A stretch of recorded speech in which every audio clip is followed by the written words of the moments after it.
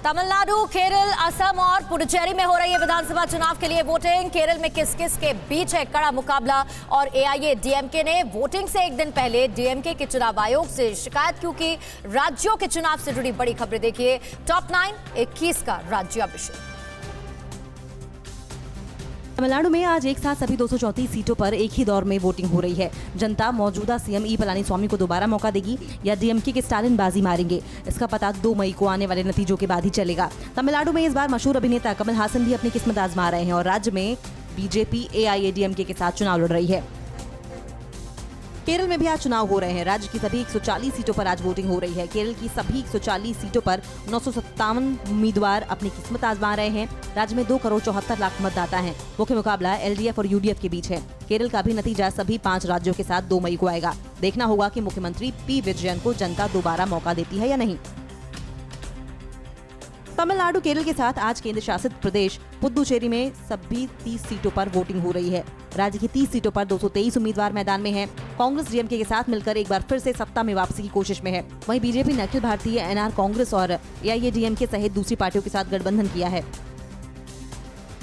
असम में आज विधानसभा चुनाव के तीसरे और आखिरी दौर के लिए वोट डाले जा रहे हैं। तीसरे दौर में 40 सीटों पर वोटिंग हो रही है। राज्य के निचले हिस्से के इन 40 सीटों पर 323 उम्मीदवार मैदान में हैं। राज्य में विधानसभा की कुल 126 सीटें हैं। तीसरे चरण में 25 महिला उम्मीदवार भी मैदान में हैं। असम का तीसरा चरण काफी अहम माना जा रहा है। साल 2016 के चुनाव में इन 40 सीटों पर बीजेपी और कांग्रेस ने 11 सीटें हासिल की थीं। पिछले 3 विधानसभा चुनावों से कांग्रेस ने इन इलाकों में अपनी 11 सीटें बरकरार रखी हैं। वहीं 40 में से 14 सीट पर मुस्लिम मतदाताओं और 7 सीटों पर बोडो जनजातियों का खासा असर माना जाता है। केरल में आज हो रहे विधानसभा चुनाव में पलक्कड़ सीट पर युवा बनाम बुजुर्ग की लड़ाई हो रही है। बीजेपी प्रत्याशी और मेट्रोमैन ई श्रीधरन कांग्रेस के मौजूदा विधायक शफी परम्बिल को चुनौती दे रहे हैं। एलडीएफ ने पहली बार यहां प्रत्याशी उतारा है, इसलिए यहां पर त्रिकोणीय मुकाबला है। केरल की हाई प्रोफाइल सीटों पर सबकी नजरें हैं। उत्तरी केरल के धर्मादोम सीट से मुख्यमंत्री पिनराई विजयन चुनाव लड़ रहे हैं। वहीं कोट्टयम के पुथुपल्ली सीट से 2 बार मुख्यमंत्री रहे कांग्रेस के उमन चांडी मैदान में हैं। उनका मुकाबला सीपीएम के 30 साल के युवा जैक्सी थॉमस से है।